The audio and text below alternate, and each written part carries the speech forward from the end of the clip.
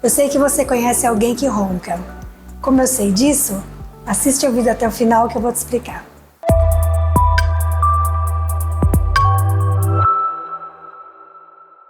Acima dos 45 anos, mais da metade da população sofre de ronca e apneia.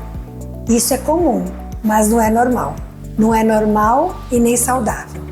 Então, aumenta o risco de infarto, hipertensão arterial, diminui a capacidade de memorização e libido. E isso vai gotejando na sua saúde e com o tempo vai destruindo a sua saúde. Isso tem tratamento. Quer saber mais? Agende uma consulta conosco.